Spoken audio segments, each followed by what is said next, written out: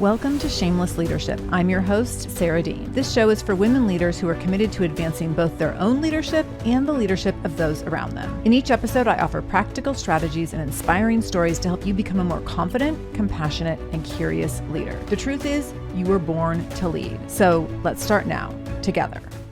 Hello, Shameless Leaders. I'm so happy to be here with you today. I am coming off a season of lots and lots of talking and speaking and traveling. I'm actually not even coming off the season. I'm still in it.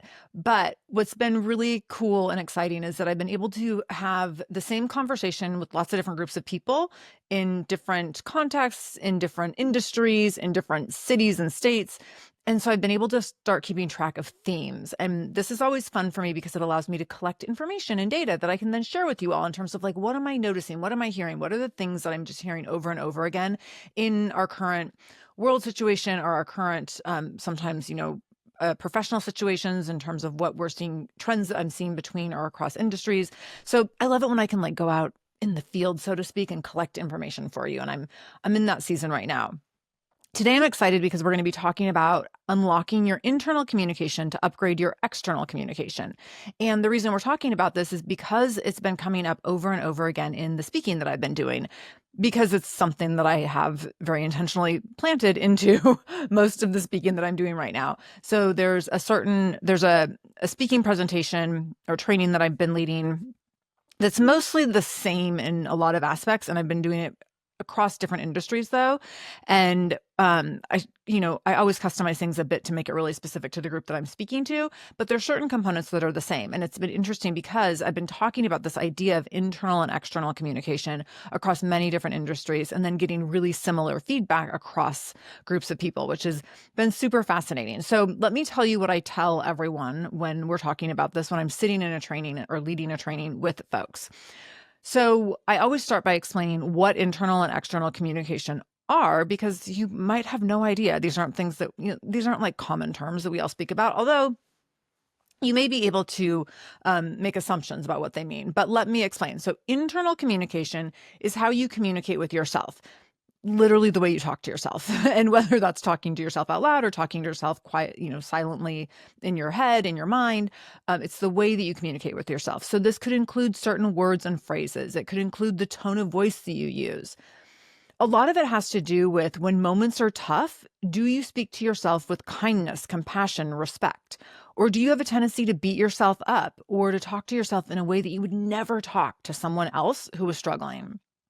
Also, when things are going really well, what are the things that you say to yourself? Are you congratulatory? Are you celebratory? Or are you saying like, oh, I didn't really do that great, or it wasn't that big of a deal? Or do you just like not even acknowledge that something great happened?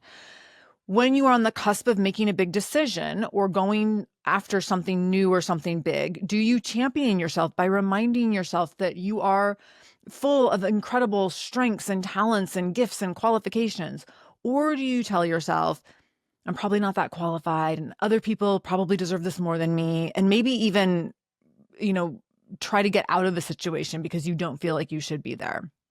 Or make assumptions that because you don't think you're smart enough, talented enough, skilled enough, that you probably won't get what you want out of a situation. So these are the ways that we talk to ourselves, right? And oftentimes the way that we talk to ourselves is been conditioned and programmed in us from a really young age. And so I don't typically find that the women I'm talking to are talking to themselves and beating themselves up in new ways at the ripe age of 30, 40, 50.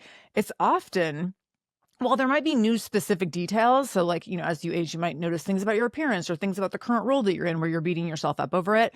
But the things that you've been saying in terms of like not enoughness, those have often been there for years, if not decades.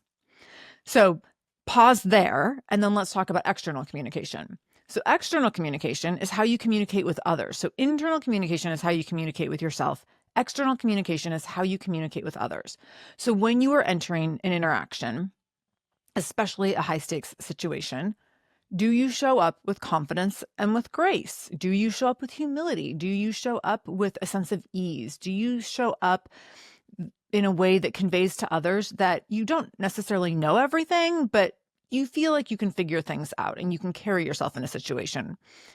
Do you speak up, share ideas, stand up for the people and the issues that matter most to you in a way that calls people to take action and also invites people to walk beside you and work beside you? Or do you, especially in high stakes situations, do you tend to sit back, stay quiet, maybe opt out or run away, especially in those moments where things feel or you sense that things might be uncomfortable, unpredictable, challenging? Or maybe in those moments you get defensive or even aggressive when things don't go your way, or you're even perceiving that things aren't going to go your way. Maybe you kind of take on a it's my way or the highway kind of persona, or maybe you get your armor up so high that you don't necessarily like sit down and back out of a situation, but your armor is up so high that you don't really let anyone in and you armor yourself from vulnerability. So when you think about internal communication and external communication, they really, really play off of each other. And you can imagine that if my internal communication is really negative and I'm speaking to myself really poorly all the time, how's that going to impact my external communication? I'm probably not going to show up as a really confident person if I'm always talking to myself like I'm a piece of crap, right? If I'm basically a self-bully, which many of us are, if I'm basically a self-bully, then how am I going to show up in my interactions with other people? I might come across as really insecure, which, by the way, can look like sitting back and staying quiet, or it can look like being loud and aggressive. Insecurity looks different from one person to the next. So I work with people all the time where their insecurity is demonstrated because they're quiet. They sit back, they sit down, they don't engage. Maybe they even completely run away or don't show up for something. But I also work with people whose insecurity makes them very defensive, makes them really loud and controlling and sometimes manipulative in situations. And it's their way of protecting themselves. So what I want you to be thinking about is, what are your patterns with internal communication? And then how does that impact your external communication? And then how does that impact you getting what you want or not getting what you want? Or you growing or not growing in the ways that you want to grow? Or you having access or not having access to the opportunities that you want to have? If you don't have your internal communication dialed in, your external communication is probably going to be pretty poor, potentially even harmful in moments. Because if you are talking to yourself horribly, there's a chance you might also talk to other people that way. Or there's a chance that you being defensive, aggressive, or armored up might be harmful to someone else. Or you being so quiet and reserved because your internal dialogue makes you feel timid and insecure that you don't speak up for other people or stand up for other people or advocate for other people when they are in harm's way, when they are being treated horribly. So it's not even that you're necessarily directly impacting or directly putting harm on someone else, but maybe you are complicit in harm being put on someone else because you don't know how to effectively step forward and have that external communication to stand up for someone else or to be an advocate or an ally in a situation, because your internal dialogue does not allow for that, because you don't have the right skill set. So our internal communication patterns and habits are likely defaults that have been around for a long time. Like I said, this isn't like just last week we started talking poorly to ourselves. This is often years, and more often than not, decades of programming where we're talking to ourselves poorly, where we're not standing up for ourselves, where we're beating ourselves up over things, where we're being really, really hard on ourselves, where we are self-bullying and self-abandoning. Again, talking to ourselves and treating ourselves in ways we would never talk to or treat other people. The long-term implications of this really impact our external communication and impact our ability to go after and get what we really want, and to go after and get the things that we deserve, to really step fully into our skills and then shine into our skills and our talents and our strengths over time. So how can we start to shift this internal communication in order to impact our external communication in order to get the things that we want?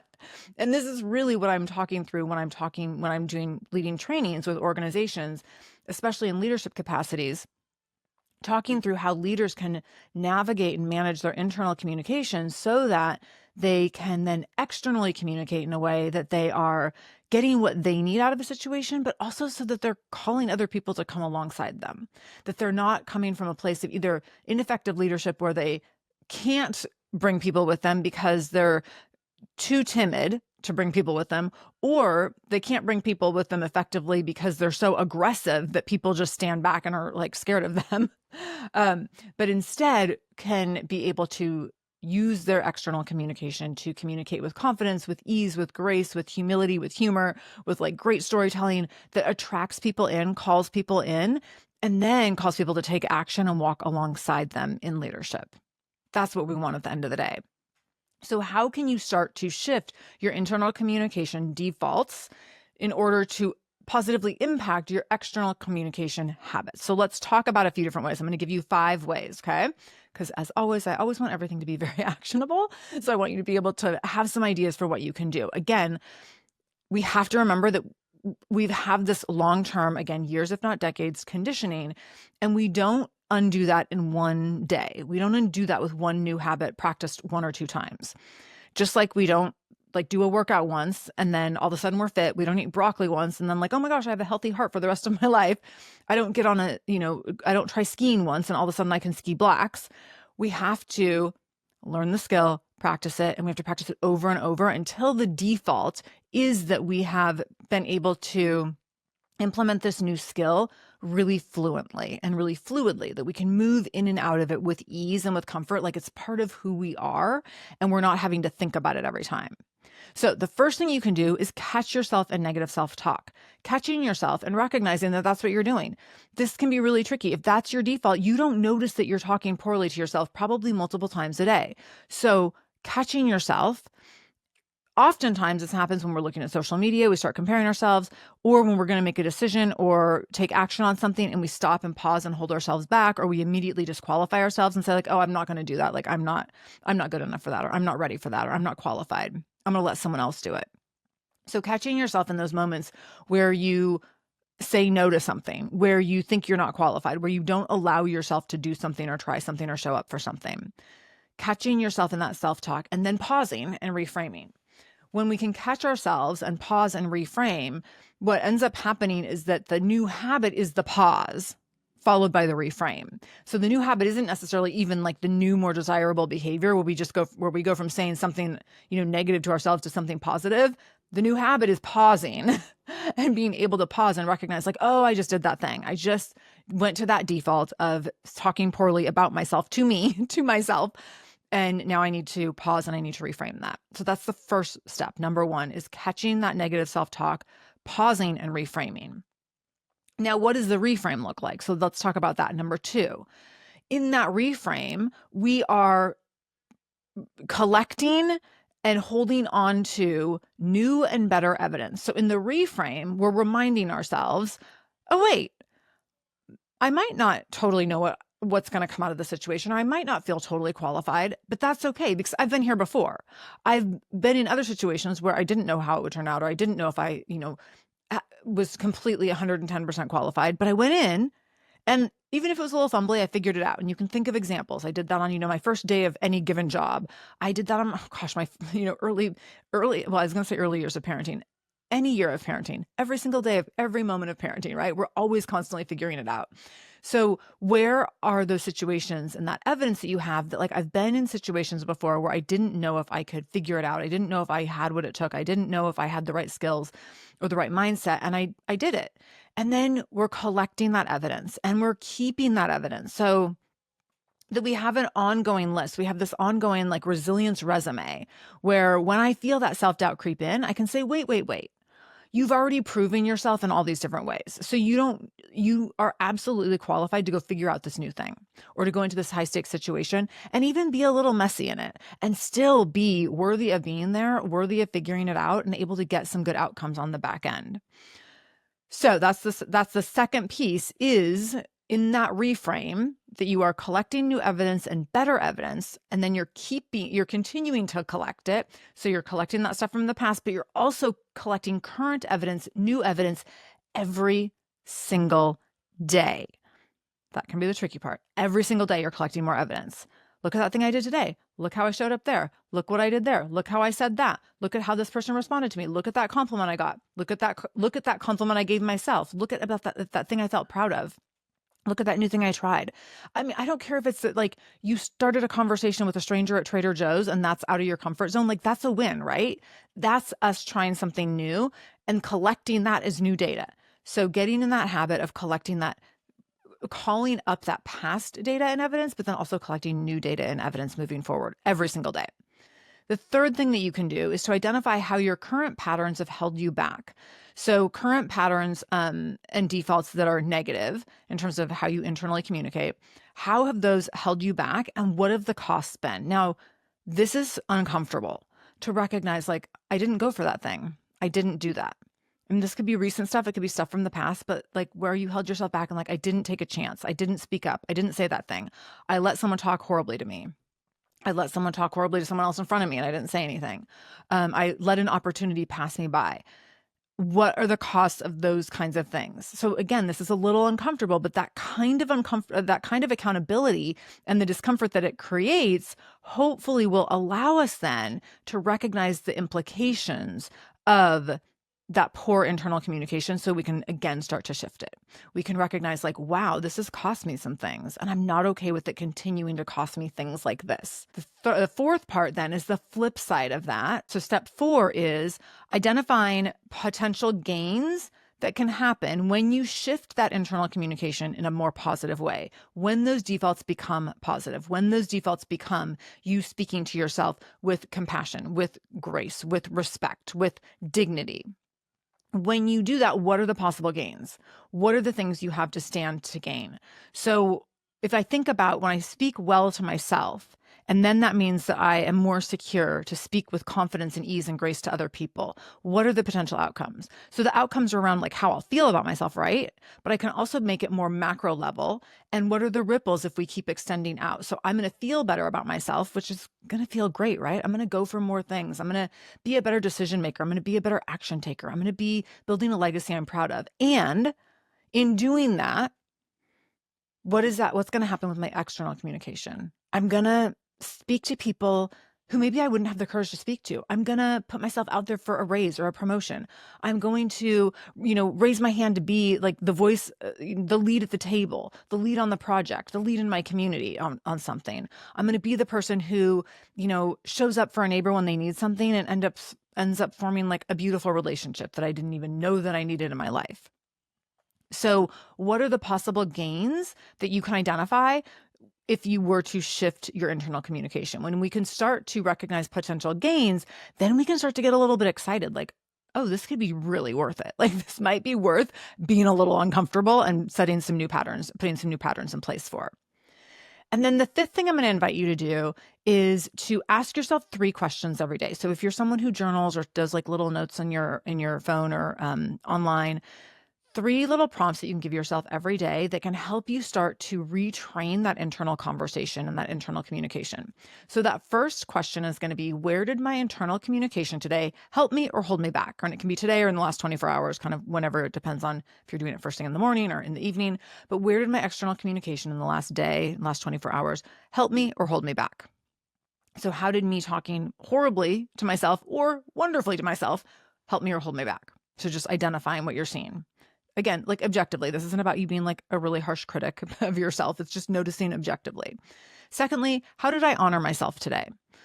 When we start to prioritize honoring ourselves, whether it's through self-care, through giving ourselves like space and grace on something, through, honoring our strengths and honoring maybe some of our challenges even, but if we give ourselves that space to honor ourselves, it's a way of holding ourselves and allowing for our humanity in a much more dignified way, to allow us to be full humans to ourselves instead of being harsh critics when we do, live in this whole human spectrum, instead of being judgmental and harsh towards ourselves when we maybe didn't show up as our best.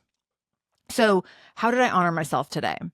The other thing that's going to start happening as you do this is that when you're asking yourself this question repeatedly, you're going to start noticing throughout the day, like when you have option or opportunities to honor yourself in certain ways, you're going to be like, oh, this is the thing I'm going to do to honor myself today. So that this is the thing I can write about when I go to write it down next time, when I go to my journal later today or tomorrow, so that I can write this thing down. So it will put you in the pattern and the habit of honoring yourself more.